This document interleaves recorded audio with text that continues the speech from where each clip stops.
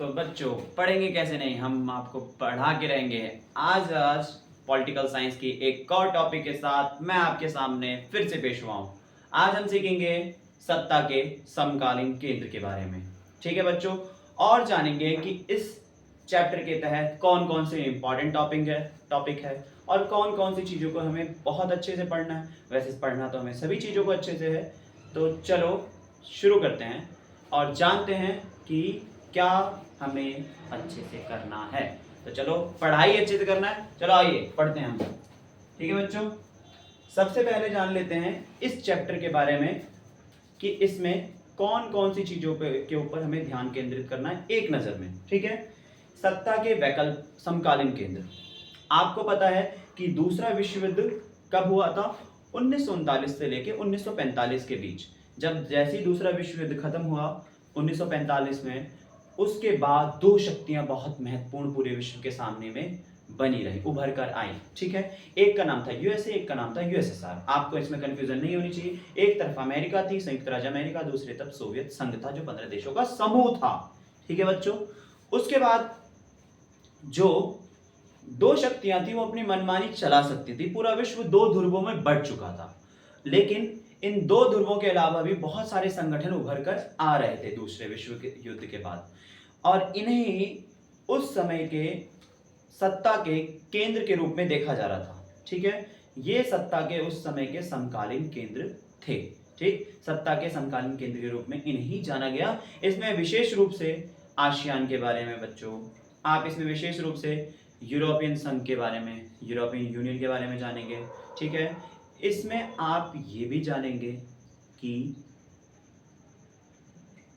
इन दोनों की विशेषता क्या है। ठीक है, इसमें आप जानेंगे कि क्या नाम है, आसियान की शैली क्या है, आसियान क्षेत्रीय मंच की स्थापना कब हुई, यूरोपियन यूनियन क्यों महत्वपूर्ण है पूरे विश्व के सामने में, या यूरोप के देशों का ये कैसे उद्धार कर सका, इसके मतलब जो बीच में टकराव कैसे हुआ, और बहुत सारी चीजों को बहुत ही आसानी से बच्चों इस वीडियो में हम समझेंगे। इसलिए चलो अब शुरू करते हैं सत्ता के समकालीन केंद्र के साथ में। ठीक है बच्चों, जैसा कि आपको पहले ही पता चल चुका है, लेकिन आइए शुरू करते हैं। ठीक, सत्ता के समकालीन केंद्र, इसमें आपको समझ में आएगा, मैंने आपको बताया था दूसरा विश्व युद्ध कब खत्म हुआ था बच्चों? 1939 से लेके 1945 के बीच चला था। इसके बाद 1945 में खत्म हो चुका था। ठीक है, 45 में जैसे ही दूसरा विश्व युद्ध खत्म हुआ तो दो शक्तियां बहुत महत्वपूर्ण बन गई। एक का नाम संयुक्त राज्य अमेरिका, दूसरा सोवियत संघ।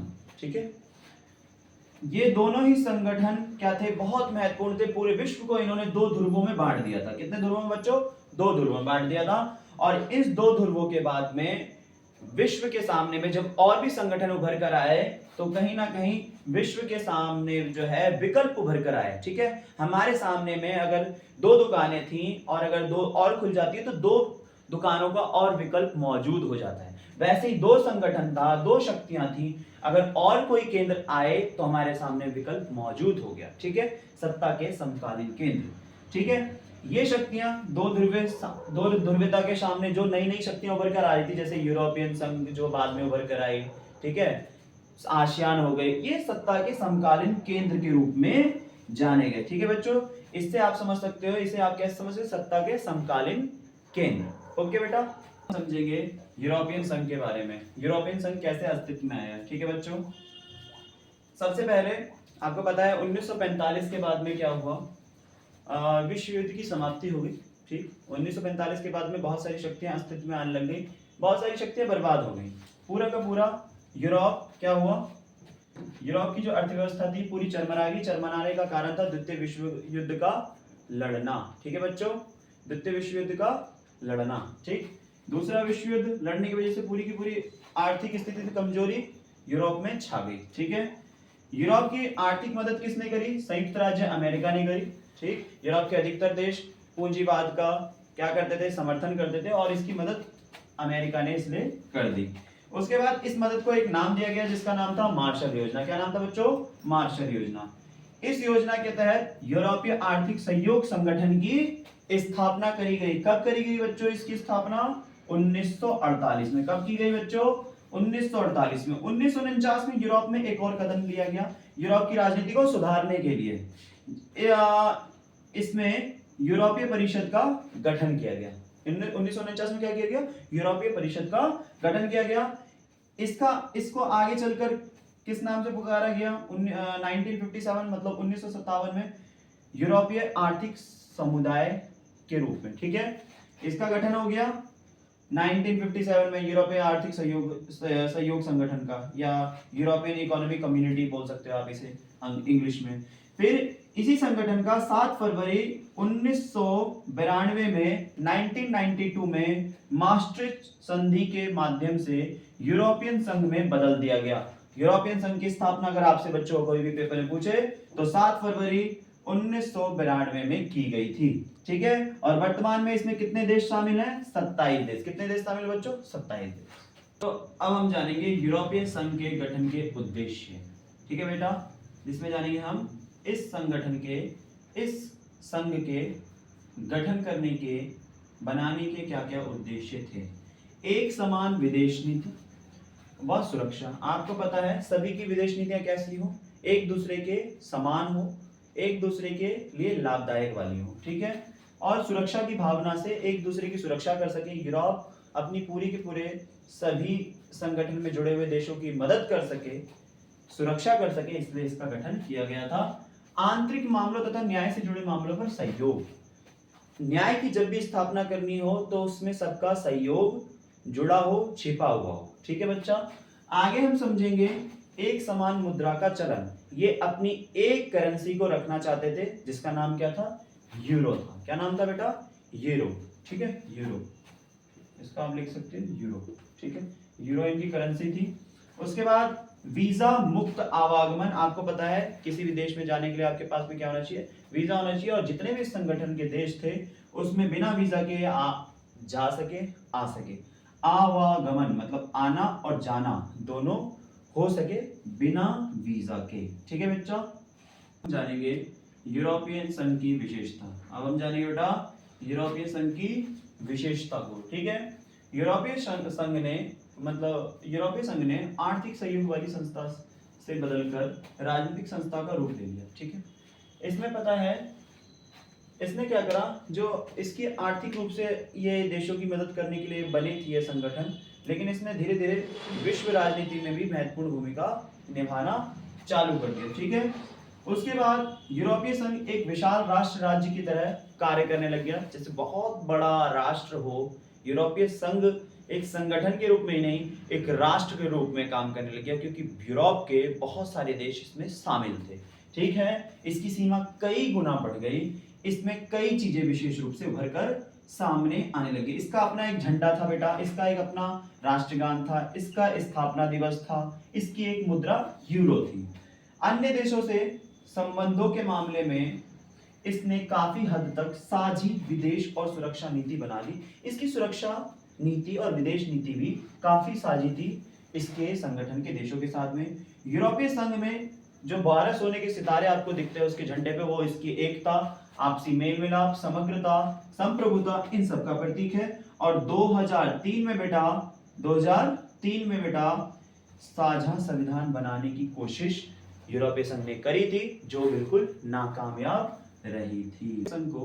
यूरोपीय संघ को ताकतवर बनाने वाले कारक या विशेषताएं। सबसे पहले कारक हम पढ़ते हैं आर्थिक प्रभाव।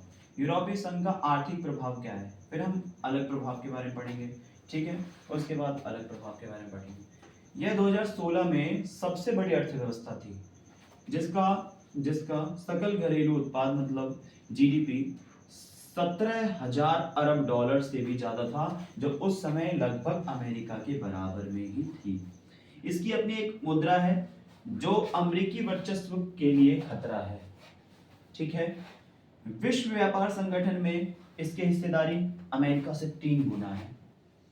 इसकी आर्थिक शक्ति का अधिक प्रभाव यूरोप, एशिया और अफ्रीका महाद्वीप के देशों, महाद्वीप कर लेना बच्चा, महाद्वीप के देशों पर है, ठीक है, अधिक देखा जाता है। और WTO में यह एक महत्वपूर्ण समूह के रूप में काम कर रही है। जो अब हम समझते हैं यूरोपीय संघ को ताकतवर बनाने वाली दूसरे और प्रभाव। राजनीतिक प्रभाव में हमें पता चलता है कि जो इसका एक देश है फ्रांस, उसके पास में सुरक्षा परिषद में स्थायी सदस्य हैं। सुरक्षा परिषद के कुल 5 सदस्य हैं, उसको मैं आपको बाद में बताऊंगा। इसके कई और सदस्य देश जो हैं वो क्या है, सुरक्षा परिषद के अस्थायी सदस्य के रूप में कार्य कर रहे हैं। अगला हम इसको यूरोपीय संघ को ताकतवर बनाने वाली कड़ी के बारे में जानते हैं, मतलब प्रभाव के बारे में जानते हैं, जो है सैन्य प्रभाव। सबसे बड़ी इसके पास में सेना है, ठीक है, यूरोपीय संघ के पास में, क्योंकि इसमें बहुत सारे देश शामिल हैं। इसका कुल रक्षा बजट क्या है, अमेरिका के बाद सबसे अधिक है, मतलब दूसरे नंबर पे आता है। फ्रांस के पास में इसका जो एक सदस्य है उसके पास में परमाणु हथियार है। अंतरिक्ष विज्ञान, संचार और टेक्नोलॉजी मतलब प्रौद्योगिकी के मामले में यूरोपीय संघ विश्व का दूसरा सबसे बड़ा संगठन है। तो अब हम जानेंगे यूरोपीय संघ की कमजोरियां व सीमाएं। कौन कौन सी इसकी कमजोरियां हैं, कौन कौन सी सीमाएं थी। इसके सदस्य देशों की अपनी विदेश नीति है, जो कई बार अपने सदस्य देशों के ही खिलाफ में चली जाती है, ठीक है। बहुत सारे देशों की अपनी विदेश नीति थी जो कई बार इनके जो संगठन के खिलाफ में ही चली जाती थी। जैसे इराक पर क्या करा था, जब हमला करना था उस मामले में, ठीक है, तो इनकी जो नीति थी वो अपने ही संगठन के विरोध में चली गई थी। यूरो मुद्रा को लेकर कई बार आपस में देशों के बीच में नाराजगी रहती है। डेनमार्क और स्वीडन एक ऐसे देश हैं जिसने मास्ट्रिक्ट संधि और यूरो को एक साझी मुद्रा को मानने से साफ साफ क्या कर दिया था, इनकार कर दिया था। इन्होंने ना मास्ट्रिक्ट संधि को माना ना यूरो को माना। यूरोपियन यूनियन के कई देश अमेरिका के संगठन से जुड़े हैं, ठीक है। अमेरिका संगठन के साथ में, अमेरिका के संगठन के साथ में यूरोपियन यूनियन के कई देश जुड़े हुए हैं। ब्रिटेन जो है यूरोपियन यूनियन के बाजार से दूर रहा, ठीक है, कई बार, सॉरी यहाँ पे लिखना था कई बार यूरोपियन यूनियन के बाजार से दूर रहा। और यूरोपियन यूनियन से 2016 में ब्रेक्सिट प्रक्रिया के माध्यम से ब्रिटेन अलग भी हुआ। ब्रिटेन की पूर्व जो प्रधानमंत्री थी मार्गरेट थैचर, जो 2016 की प्रक्रिया के बाद जो है अलग तो हो गया ब्रिटेन, ठीक है, पूर्ण रूप से 2020 में अलग हुआ बच्चों। लेकिन उससे पहले जो था, क्या नाम था, ये यूरोपियन यूनियन में कई बार इसका इतना इंपॉर्टेंट रोल रहता नहीं था और ब्रिटेन को घाटा हो रहा था, इसलिए ये यूरोपियन यूनियन से अलग हो गया था। अगला जानेंगे अगले पार्ट में, ठीक है बच्चों। जब तक के लिए हमारे साथ जुड़े रहिए और हमारा ये डायलॉग जरूर याद रखिए, पढ़ेंगे कैसे नहीं, पढ़ा कर रहेंगे, ठीक है बच्चों। और हमारे चैनल को सपोर्ट करें और लाइक करें, शेयर करें और सब्सक्राइब करें और ज़्यादा से ज़्यादा फैलाएं बेटा, जिससे हम आप तक पहुंच सकें और आपको बेहतर कंटेंट दे सकें। इसलिए कमेंट के माध्यम से बताएं कि क्या क्या कमी रह गई बच्चों और क्या क्या आपको और भी ज़्यादा अगली वीडियो में जानना है, ठीक है। जब तक के लिए जय हिंद, जय भारत।